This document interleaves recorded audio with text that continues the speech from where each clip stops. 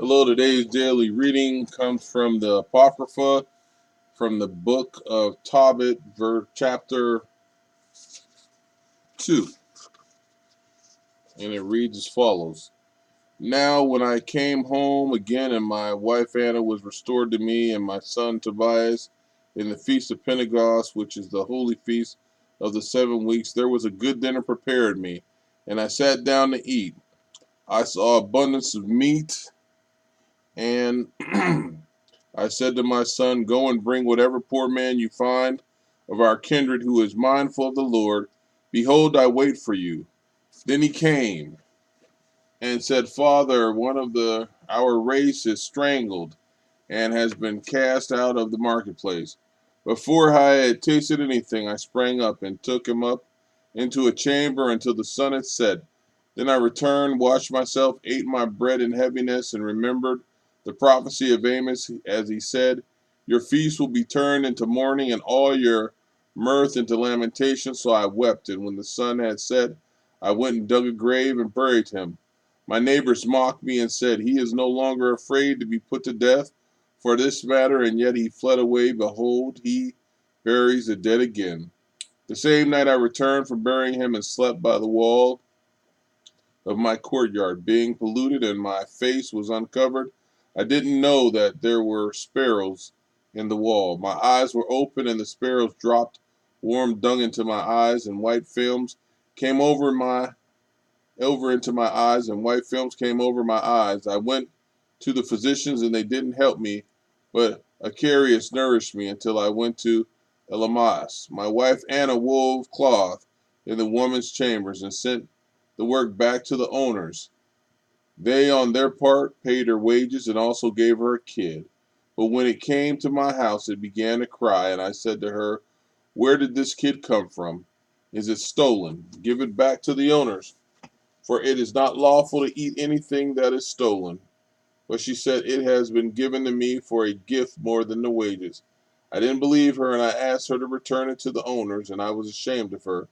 But she answered and said to me, where are your alms and your righteous deeds? Behold, you and all your works are known.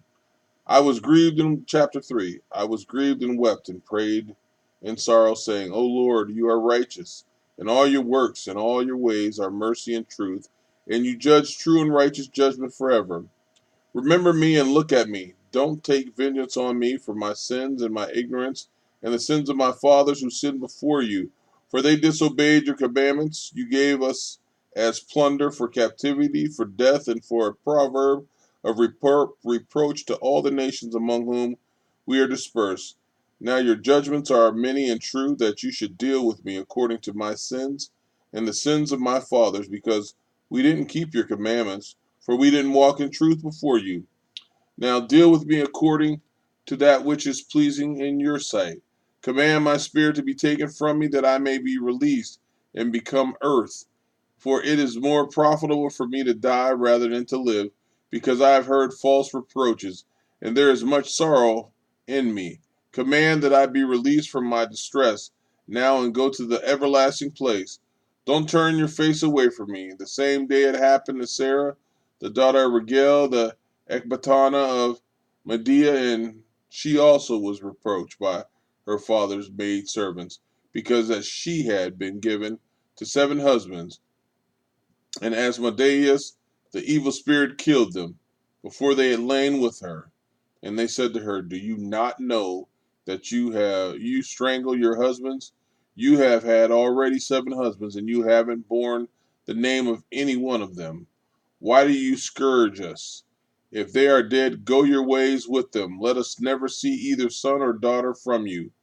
When she heard these things, she was grieved exceedingly, so that she thought about hanging herself. Then she said, I am the only daughter of my father.